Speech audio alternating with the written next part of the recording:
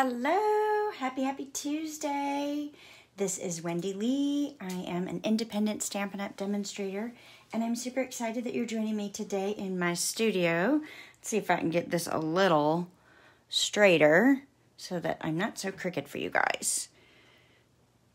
It always looks good on the phone when you first look at it, and then you find out it's not. Okay, so today we are going to do a Joseph's Coat technique. Hey Ginger, so I've shown a few cards recently using this technique, and I wanted to show a fun Halloween card. I am loving this hallowsnightmagic stamp set. This is one of the new ones in our mini catalog that just went live a few hours ago. So let me show you this in the catalog. So this is the Magic in This Night suite. Makes all kinds of fabulous things, and it is beautiful. All these products are awesome. So today I'm using just a few of the products from that suite to make this fun Joseph's Coat card. So if you've not tried this before, I encourage you to give it a try. So we're going to go ahead and get started, right? All right, so let me bring in a scrap piece of paper because I'm going to make a little bit of a mess here. And I've got a piece of, I think it's 2 1/4 by 4 1/4 inch Whisper White cardstock. I like to use white because I feel like the colors come out nice and vibrant on the white cardstock. So I'm going to pull in, I'm going to start with pumpkin pie, and I'm using daubers to apply this ink. And I'm just going to do this randomly on the layer. And I like the colors to be nice and vibrant, so if your ink pads are a little bit dry, you might want to re-ink them so that you get nice depth into your color. All right, so this is going to look not so pretty as we're doing this, but you'll be amazed in the end. Hey Jean, so glad you could join today. All right, next we are going to use Granny Apple Green. Let me get that one open. And we will dauber on some green. Now you can overlap your colors if you'd like. I'm not going to overlap the green and orange very much because it kind of makes a muddy color. And I really want these vibrant colors to show through. All right, good deal. So let's move on to the next color. All right, next I am going to pull in Gorgeous Grape. Add a little purple. So I feel like all these colors are fun Halloween colors. Get that purple really in there. Love, love, love, love that. And I'm literally just scribbling with the dauber to add color in there. All right, and we'll add one last color, give it a little bit of a yellow tone, and we'll bring in some Mango Melody. All right. My pad is super juicy because I've been doing a lot of these Joseph's Coats techniques lately. And with a lot of the similar colors, so you can change them up for different occasions. Okay, so my recommendation is to set this aside and let it dry. If you can make sure that the ink is well absorbed into this cardstock and super dry, then your results are going to turn out much better as you build your layers. So I actually have another piece that I've already daubered so that you guys didn't have to sit here with me for 30 minutes. Yay. So I've got this one ready to go. So I am going to bring in the 2 spider images from this stamp set and the Versamark ink pad. Oh, I got my clean one today. I'll bring that scrap paper back in. And I am going to stamp these spiders onto this layer just randomly all over it. I think the more spiders you have, the cooler it looks. But, you have to decide what you want to do. And this is hard to see because I am using a clear ink with all these great colors. So hopefully you can kind of see where it's shiny and that I've got some spiders on there. Oh, yeah, Jean, you love the Joseph's Coat technique? I do too. Hey, Kay, so glad to see you. You popped in there and I missed you. Okay, so let's see if I can see this well enough that I don't put too many spiders right on top of each other. If I do, I do. It'll be fine. And I like to turn them because I like to make it look like it was cut out of a larger piece of designer paper, and I prefer it not to be directional, which means things all facing the same direction. And I like to go off the edges, again, so it looks like it's just simply cut out of a larger piece of paper. Okay, now we are ready to heat emboss this. So let me bring in my clear embossing powder. So you do want to use clear powder for this. It works the best. Man, I'm still really crooked, aren't I? Let's see if I can scooch this up just a bit more and see if that's a little bit straighter. Okay. So I like to dump my powder into a plastic container. They come in the little jars like this, but I find it easier for me to manage if I can just dump it right into a container. And then I'm going to just scoop up a little powder and shake it off. And I'm going to repeat that on the other end until I've coated the whole thing. You can put a spoon in and sprinkle it on that way if you prefer. It's entirely up to you. Always want to make sure I get my lid on because knowing me, I will end up knocking it on the floor. Still could happen, but hopefully we'll get lucky today. All right, I'm going to bring in my heat tool, and hopefully I can get this in on camera. Hey, Miss Dana, so glad you're here today. My cord is a little short versus where I put my camera today, so we'll see how we do. Now, you guys know, well, you probably know, that I have a really old heat embossing tool. It's been around forever, so it just shows you how great our products are. But when you buy one today, it's much safer. This is covered. There's 2 speeds, so I'm going to use the, if you had a new one, it would be a high, so that you could get it to melt the powder. So hopefully you can see the magic of this as we heat emboss. The new tool is also much quieter than this old one.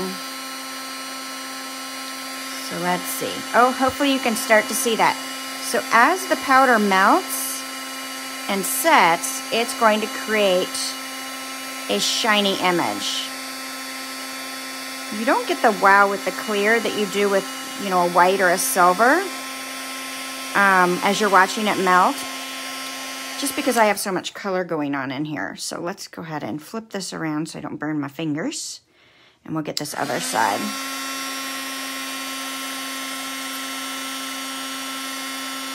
All right.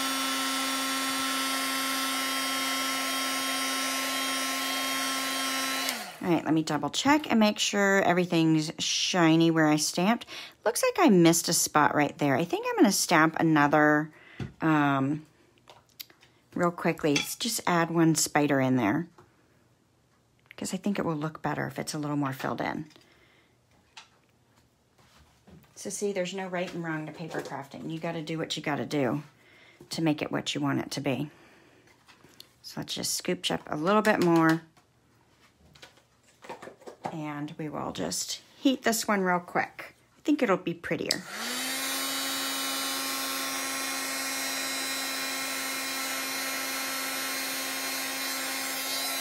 All right, I'm happy with that one. All right, so as long as your ink is completely dry with your colored layers, now you can do the next step, which to me is the magic. I'm going to bring back in that scrap piece of paper. When I first learned Joseph's Coat, I learned how to do this next step using a foam roller and, brayering over the top. But that takes so long to really get the depth of ink coverage that you need. So this is so much faster and easier. Just take your ink pad and go direct ink to paper. And so I'm just going to move it around until I get a nice depth. And I'm using black. You can use any dark color. I've done several Joseph's Coat techniques recently, and I've used all different colors. I used Pretty Peacock. I used brown. Well, espresso. Let's get our colors exactly right. Okay, so I'm pretty happy with my depth of color on there. And then I want to take a tissue, which, did I grab one? Here's one. This one's well loved. And I'm just going to wipe away any excess ink that's on the surface here. And you can see the embossing will resist that ink. Isn't that awesome? So you can see a little bit of my color coming through. If that bothers you, do another layer of black and lightly wipe the excess away and let it really dry so that that color can really seep down in. I'm going to let this go with how I've got it. so that you guys don't have to spend the night with me today. And we will finish it up. All right, so that'll dry for just a few minutes while we're working on the next portion of it. Okay, so I've got my basic black card base. So this is 8.5 by 5.5, and I'm going to fold this in half. And I had a bone folder, but it might be buried at this point. Let's see if it's easily to find. No, that would be too convenient. All right, well, we won't use a bone folder to give it a nice crisp edge as we would like to normally do, because that would be best. But we're going to just go with it as it is, since I don't see one at my fingertips here. All right, is what it is. Okay, so then next, I pulled in the awesome, and let's say the name, Halloween Magic dies, and I also pulled in the cobweb embossing folder, and this is a 3D folder, which gives great texture.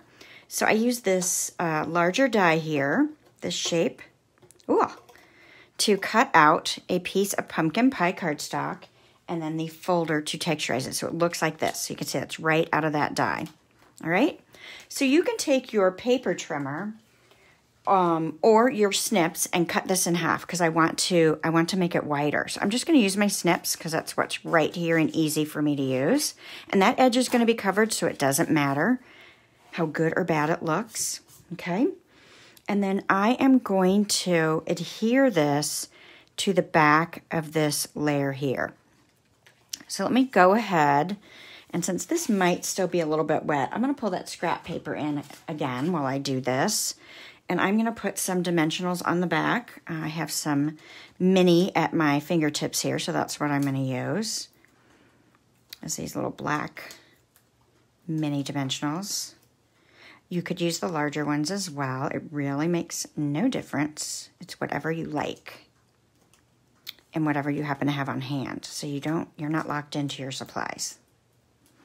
Remove the backing paper on those and throw them across the room because I moved my trash can. Whoa, maybe I can get that off. All right, perfect. So then we will slide this right in here, and I'm gonna kind of line it up with the points of that die cut. And then same thing on the other side. And if it sticks out a little bit, I think that's fine. Cool, right? Adds kind of a fun element. And then I'm going to go ahead and put this on my card front. Again, I'm going to use the black dimensionals. So I'll use the minis. Now, if you wanted to put some adhesive right here in the center to help stabilize that piece, you definitely can do it. You just have to remember that since this layer is popped up and you're popping it up again, you would need to double stack your dimensionals. So in case you don't know what I mean by that, let's go ahead and do a couple in there just so you can see. And then I'm going to take the backing paper off and then just stack another one right on top. That's going to keep your height consistent across the layers. Let's see, I got another sheet here and put a double there. And then I can remove the backing paper on all of these and go ahead and get this down.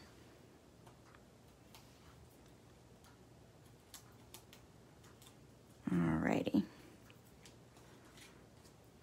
Cool. Did you guys know that the new mini catalog went live today? This morning it did. So we can now order all of our favorite goodies out of it. Yay! I'm excited about that.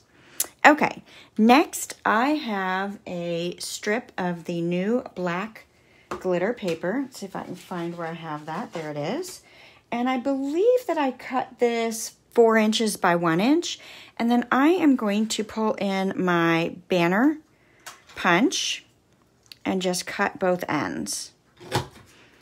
Now these glimmer papers, foil papers, are a little bit more expensive than regular cardstock. So you can see this layer actually isn't as long as I want it to be. So I'm just going to snip it in half. So I'm saving, being a little savvy on how much of my paper I use. That way I can slide this right in. Now, I've got it, because of where I place my dimensionals, it's out a little bit too far. So I'm going to cut off another little bit on each one of these so I can slide it in just where I want it. So if I wouldn't have put my dimensional dots so close to the edge, which I kind of forgot about, then I wouldn't have had to snip any of this off. Maybe I should snip off just a smidge more, so it doesn't stick out past the edge of the card, because we want to be able to put this in an envelope. Yep, I'm going to do that on both sides, just a smidge. All right, good deal. And then I can pull in my Stampin' Seal, and I'm just going to go ahead and adhere this down. You could use liquid adhesive as well if you prefer for this piece. And I'm just going to slide that right in there and give that a little push. And we'll do that on the other side as well. And I'm going to push it down good because I have that textured layer underneath. So see, nobody would know that this isn't a continuous strip other than I put it on crooked, right? So now you can see it's a continuous strip. It looks it anyway, right? All right, so now I've got one more layer that I want to put on the outside, if I can find that. And this is a piece of 3 1/8 by 3/4 Mango Melody. And I'm going to pull in the Happy Halloween stamp and my Memento black pad again. And just stamp my sentiment right across. Perfect. For whatever reason, my paper's sliding around a lot today. I apologize.